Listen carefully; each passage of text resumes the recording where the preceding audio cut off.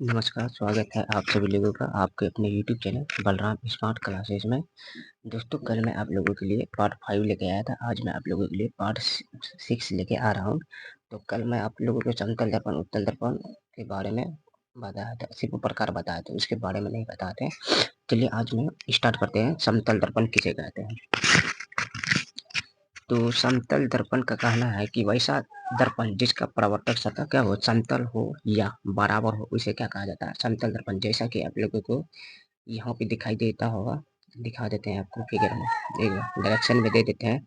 ये है लकीर, ठीक है। उसके बाद यहाँ से ऐसे ऐसे ऐसे ऐसे ऐसे करके दिया हुआ है आपको।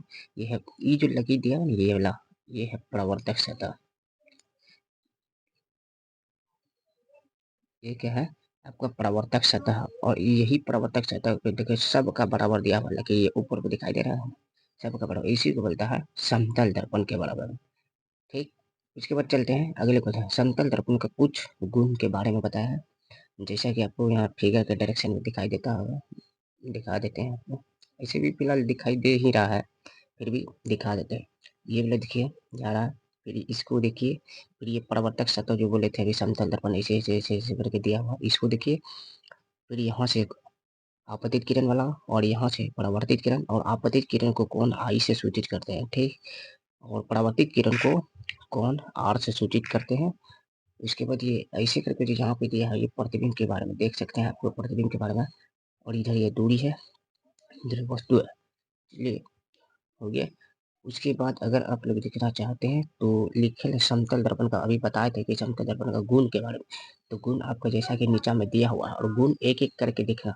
लिखल है कि समतल दर्पण में बना प्रतिबिंब वस्तु के सापेक्ष सदैव सीधा बनता है।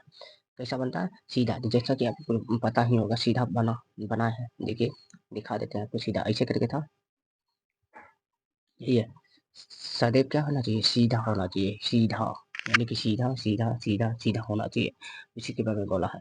उसके बाद है कि समतल दर्पण में बना प्रतिबिंब काल्पनिक होता है, इसीलिए इसे पर्दे पर उतारा नहीं जा सकता है। बिल्कुल सही है।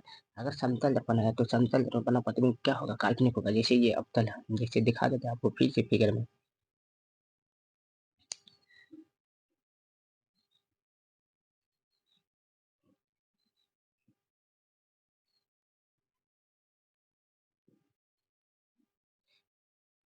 दिखा देते हैं आपको।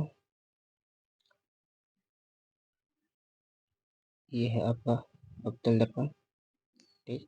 ऐसे करके गया, और यहाँ से ऐसे करके गया, यहाँ से ऐसे, और यहाँ से ऐसे मिल गया। और ये जो पी बना, ये यहाँ पे है पी, और ये है फोकस पी। और इसका काल्पनिक प्रतिबिंब बनना यहाँ से पीछे, यही है काल्पनिक प्रतिबिंब, यही है, ठीक। वही लिखा है कि समतल दर्पण में बना प्रतिबिंब काल्पनिक होता है, इसीलिए इसे पर्दे पर उतारा नहीं जा सकता है। फिर अगले, अब तीसरा है कि समतल दर्पण में वस्तु से जितना आगे होता है, उस वस्तु का प्रतिबिंब दर्पण के उतना ही पीछे बनता है।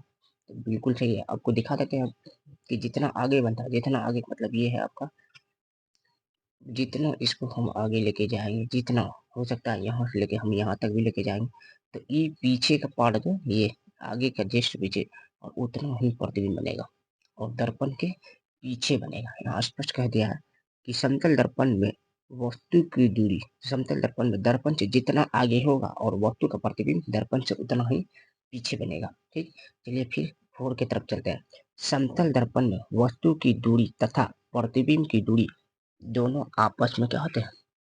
बराबर होते हैं। वस्तु की दूरी और प्रतिबिंब की दूरी दोनों आपस में क्या होते हैं? बराबर होते हैं।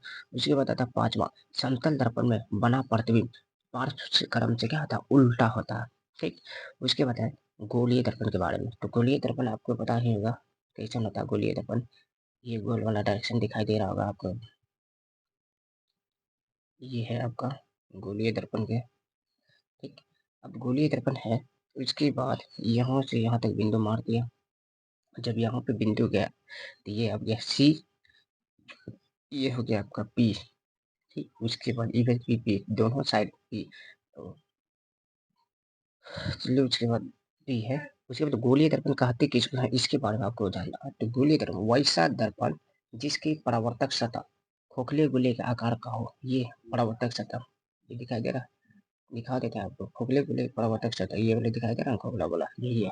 और प्रवर्तक सतह के आकार का ये नीचे वाले दिखाई दे रहा है, प्रवर्तक सतह के आकार का होता है, उसी को क्या कहते हैं, गोले का आकार हो, उसी को कहते हैं गोलीय दर्पण। अब गोलीय दर्पण को कुछ दर्पण के तथ्य के बारे में बताया। वक्रता केंद्र कहते किसको है? वक्रता केंद्र आपको पता नहीं होगा तो आपको दिखा देते वक्रता केंद्र है कहाँ। ये दिखाई दे रहा है सेंटर पे सी लिखल है, इसी को बोला जाता है वक्रता केंद्र सी। अब यहाँ पे लिखल है वक्रता केंद्र। गोलीय दर्पण जिस खोखले गोले का बना होता है उस गोले के केंद्र को वक्रता केंद्र कहते हैं। ये जो फोकस आपको दिखाई दिया था सेंटर पे, यही है जिस खोखले गोले का भाग बनाता है ना, उसी को कहा जाता है वक्रता केंद्र कहा जाता है। अगर आप लोगों को वीडियो अच्छा लगा होगा तो चैनल को सब्सक्राइब करें और लाइक एंड सब्सक्राइब करें अगर अच्छा लगा हो तब।